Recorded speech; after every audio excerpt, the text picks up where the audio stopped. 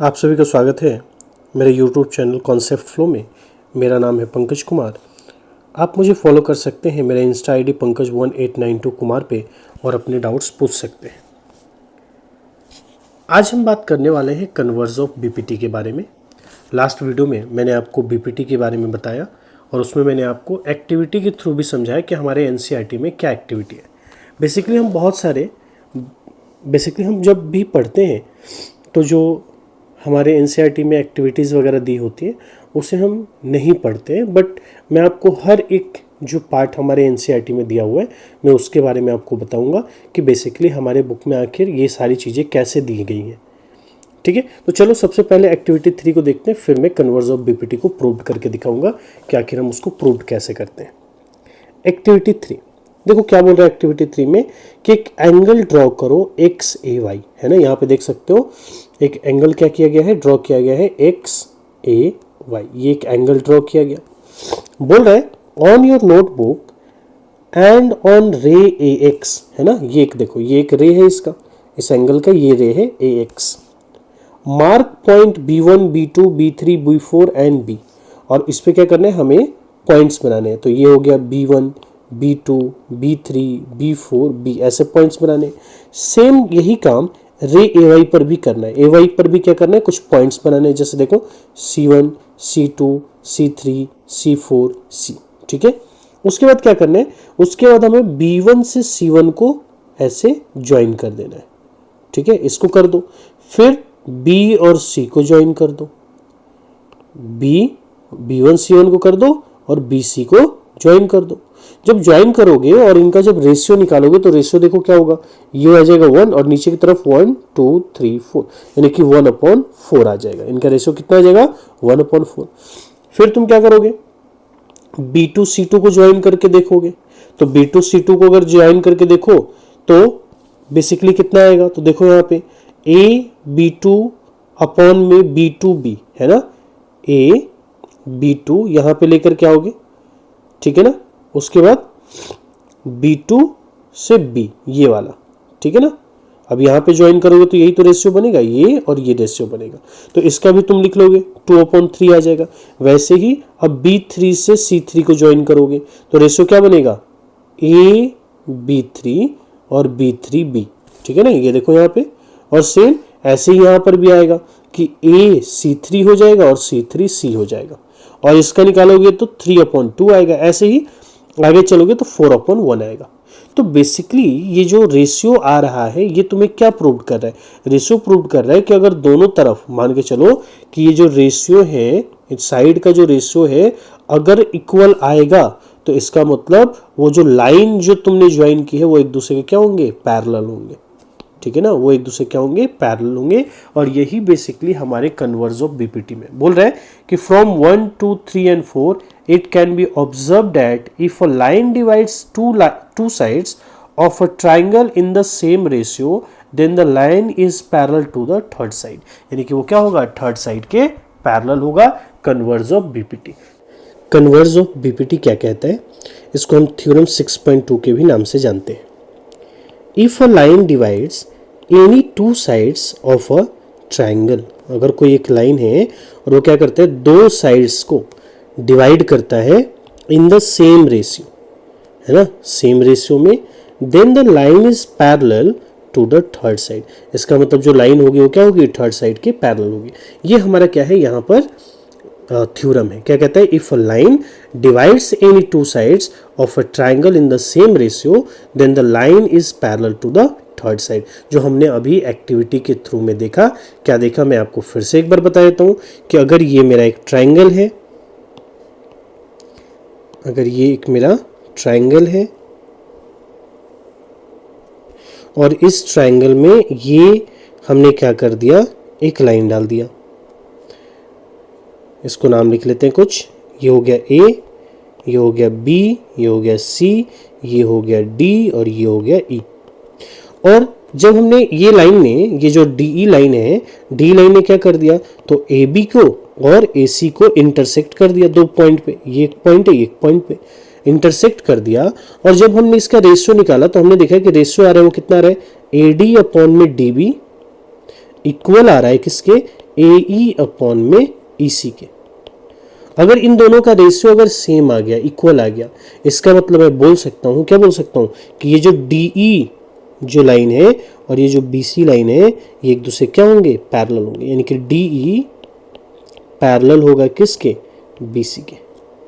यही हमारा स्टेटमेंट कहता है।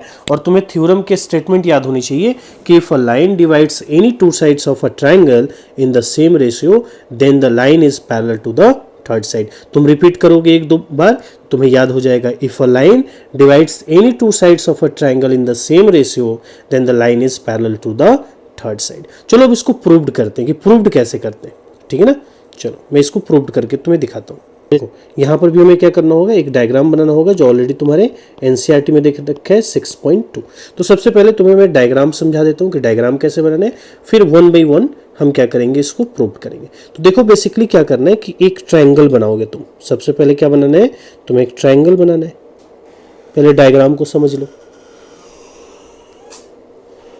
एक तुमने क्या कर लिया, ट्रायंगल ले लिया।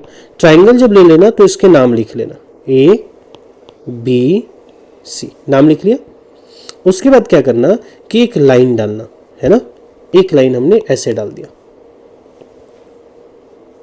इसका भी कुछ नाम लिख लो, ये हो गया D और ये हो गया E। तो हमने ये जो लाइन डाला ना, समझ लो कि पैरेलल है। उसके बाद तुम्हें क्या करना है, एक और यहाँ पे कंस्ट्रक्शन करना है। वो देखो क्या कंस्ट्रक्शन करोगे, तो वो जो कंस्ट्रक्शन करोगे डॉट लाइन से करना, ठीक है, इस तरीके से। बस ऐसे कंस्ट्रक्शन करना, एक लाइन ऐसे बनानी है तुम्हें डॉट लाइन से, ठीक है। और इसका नाम दे देना E डैश। बस इतना काम करना है, ठीक है। समझ में आ गया कि कैसे तुम डायग्राम बना रहे हो। चलो एक बार और देखते हैं, डायग्राम बनाना सीखते हैं।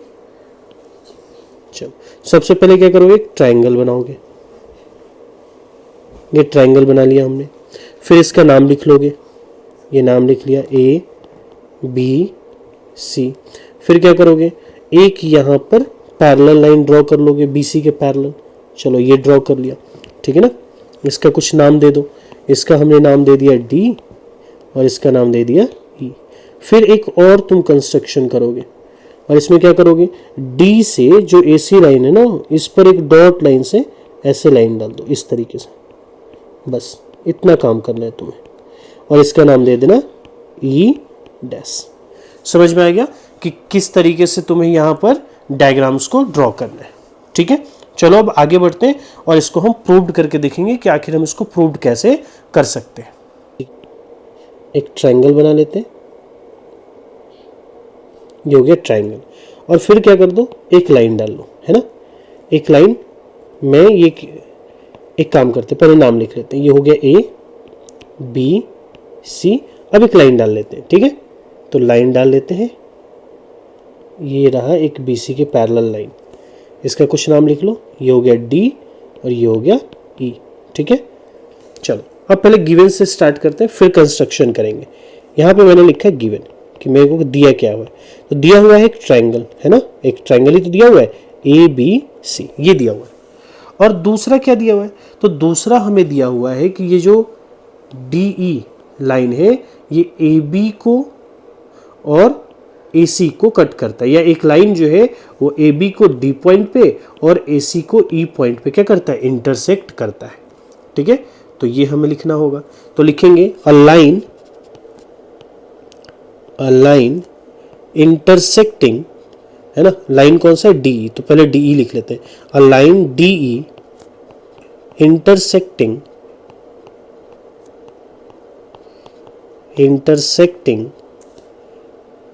AB at D। देखो यहाँ पे D पे इंटरसेक्ट कर रहा है, और AC एट E, ठीक है ना, ये दिया हुआ है। और हमें प्रूव्ड क्या करना है, वो लिखना होगा। तो हमें प्रूव्ड करना है टू प्रूव दैट। हमें क्या प्रूव्ड करना है, तो हमें प्रूव्ड करना है कि ये जो DE लाइन है वो BC के क्या है, पैरेलल है। तो यहाँ पे लिखेंगे DE पैरेलल BC, ठीक है ना। ये हमें क्या करना है, तो प्रूव्ड करना है। अब देखो, अब हमें कंस्ट्रक्शन करना होगा।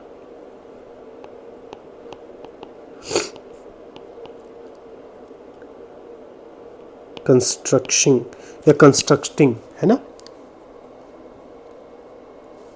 अब कंस्ट्रक्टिंग क्या कर रहे हैं यहाँ पे, तो हम कंस्ट्रक्ट कर रहे हैं एक लाइन, जो मैंने बताया था डी से यहाँ से डॉट लाइन से बना दो AC पर, है ना, और इसका नाम दे दो E डैश। ठीक है, तो ये हमने कंस्ट्रक्ट किया। तो यहाँ पर लिखेंगे कि ड्रॉ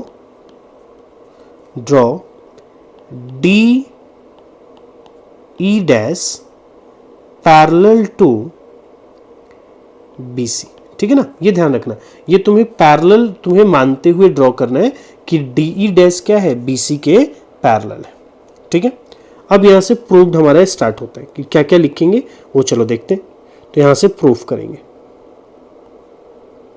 अब देखो, अगर मैं यहाँ से BPT थ्योरम यूज करूं, बाई BPT, तो BPT क्या कहता है, BPT यही तो कहता है कि मान लो कि अगर कोई दो लाइन एक दूसरे के पैरेलल हैं तो उनके साइड का रेशियो क्या होगा, सेम होगा। तो अगर मैं बोलूं कि ये DE हमें अगर पैरेलल था, या मैं बोल सकता हूँ कि हमारा गिवन था, या ऐसे कर लो, सबसे पहले यहाँ से स्टार्ट कर लो कि DE डैश हमने क्या माना है, पैरेलल माना है BC के। भले वो पैरेलल हमें दिखाई नहीं दे रहा, लेकिन हमने माना है। तो माना है तो मैं क्या लिख सकता हूँ, AD अपॉन में DB और AE अपॉन में EC, ये लिख सकता हूँ बाई BPT से। तो ये बात हम यहाँ पे लिखेंगे। बाई BPT से मैं क्या लिख सकता हूँ कि AD अपॉन में DB इक्वल होगा AE डैश अपॉन में E डैश C के। ठीक है ना, ये BPT से क्या हुआ, हम लिख सकते हैं। और इसको मैंने बोल दिया ये है मेरा इक्वेशन फर्स्ट। ठीक है, अब इसके आगे देखो क्या लिख सकते हैं।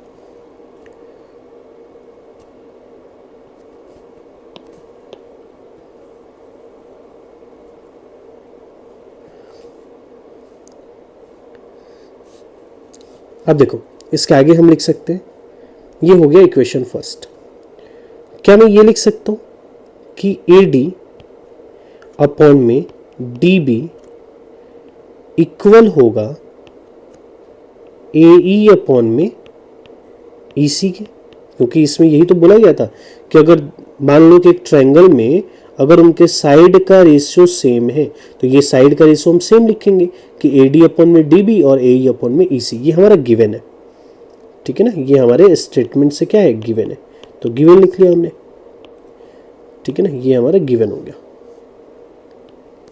तो ये हो गया हमारा इक्वेशन सेकंड। अब जरा देखो इक्वेशन फर्स्ट और सेकंड से, तो ये देखो AD अपॉन DB और AD अपॉन DB दोनों तरफ है। तो मैं क्या लिख सकता हूँ, फ्रॉम इक्वेशन फर्स्ट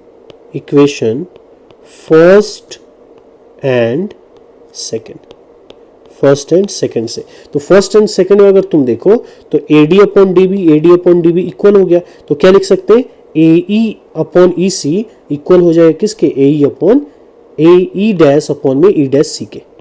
तो मैं यहाँ लिखूंगा AE अपॉन में EC इक्वल होगा AE डैश अपॉन में E डैश C के। चलो इसको फिगर में देखते हैं।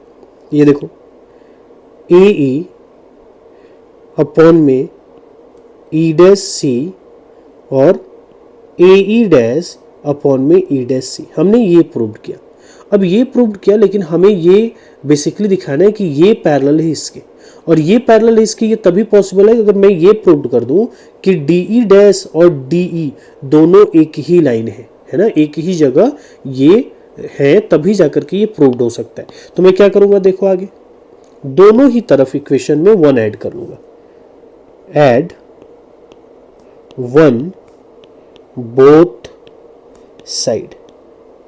ठीक है ना। अब देखो, अब यहां पर एक क्वेश्चन आता है कि हम 1 ही क्यों ऐड करते हैं, 2 भी तो ऐड कर सकते हैं, 3 भी तो ऐड कर सकते हैं, है ना। देखो अब मैं इसका पहले आंसर बता दूं कि 1 ऐड क्यों करते हैं।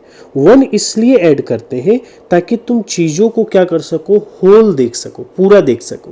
ठीक है ना, कंप्लीट एक सेगमेंट में देख सको, है ना, कंप्लीट सेगमेंट में देख सको।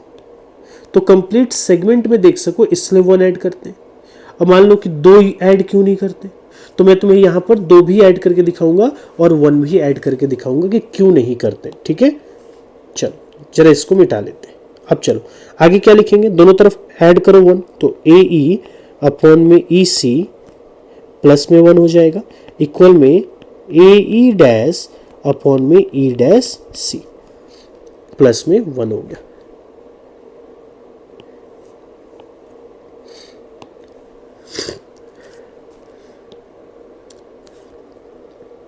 अब इसके नीचे कुछ नहीं है तो 1 है, यहाँ पे भी कुछ नहीं है तो 1 है, तो एलसीएम लेंगे।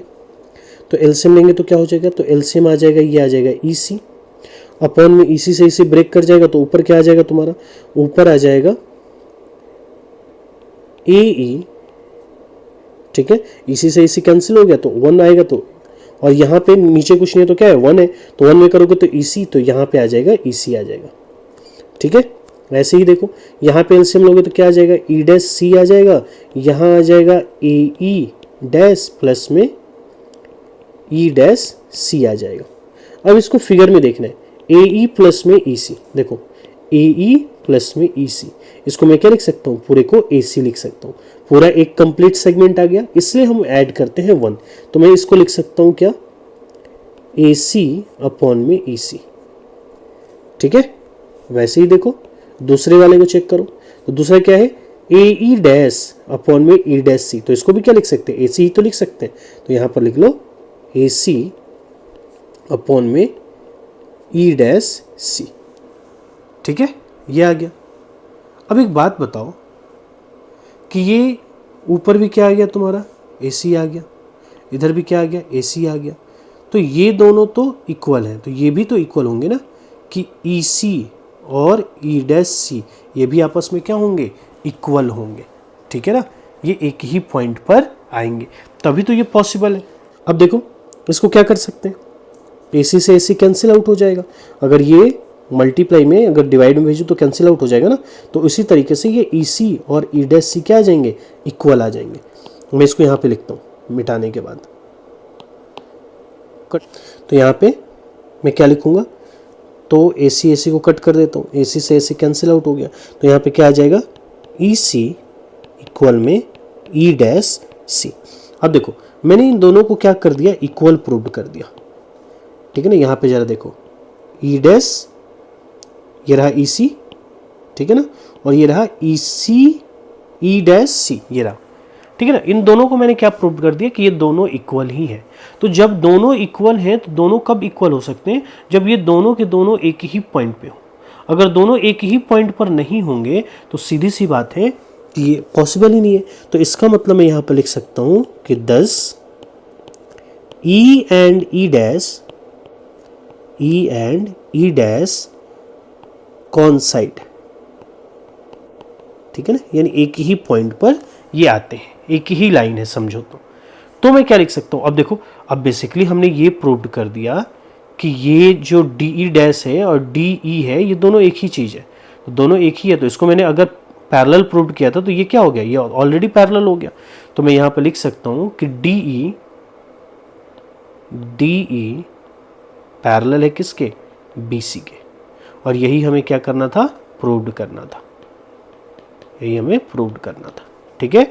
आई होप कि समझ में आ गया। अब चलो मैं ये बता रहा हूँ कि हम 2 ऐड क्यों नहीं करते, ठीक है।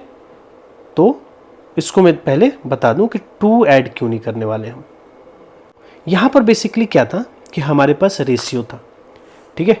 रेशियो क्या था, तो ए डी अपॉन में डी बी था ना एक तरफ। चलो इसी में दिखाता हूँ, प्लस अगर तुमने 2 ऐड किया तो क्या होगा, एलसीएम कितना आ जाएगा, डीबी आ जाएगा, और डीबी में डीबी से क्रॉस करोगे 1 तो ऊपर आ जाएगा एडी, प्लस में नीचे कुछ नहीं है तो क्या है 1, तो यहाँ आ जाएगा डीबी, डीबी में 2 से करोगे तो डीबी आ गया। अब जरा एक बात ध्यान से देखो इस वाले को, क्या तुम्हारे ट्रायंगल में 2 डीबी कोई साइड है, चेक करो 2 डीबी, देखो डीबी तो है लेकिन 2 डीबी कोई साइड ही नहीं है। तो जब ये साइड ही नहीं है तो सबसे पहले अगर तुम मान लो कि अगर तुमने 2 ऐड कर दिया तो ये जो हमारी ज्योमेट्री होती है, ज्योमेट्री के अकॉर्डिंग ये मीनिंगफुल नहीं रहेगा, है ना, ये मीनिंगफुल तुम्हारा नहीं रहेगा। और दूसरा क्योंकि ऐसा 2 डीबी कोई एक्चुअल साइड ही नहीं है, कोई एक्चुअल साइड नहीं है, इसलिए तुम 2, 3 या कोई और जो वैल्यू है वो ऐड नहीं कर सकते, तुम्हें 1 ही ऐड करना होगा। आई होप कि तुम्हें डाउट्स भी क्लियर हो गए कि हम 1 ही क्यों ऐड करते हैं, 2, 3 क्यों ऐड नहीं करते, और तुम्हें कन्वर्स ऑफ बीपीटी अच्छे तरीके से समझ में आ गया होगा कि हम इसको कैसे प्रूव करते हैं। फिर भी अगर तुम्हें कोई डाउट्स है तो कमेंट बॉक्स में ज़रूर बताओ। मेरे वीडियो को लाइक करो, चैनल को सब्सक्राइब करना ना भूलो। मिलते हैं आगे 6.2 के क्वेश्चंस के साथ।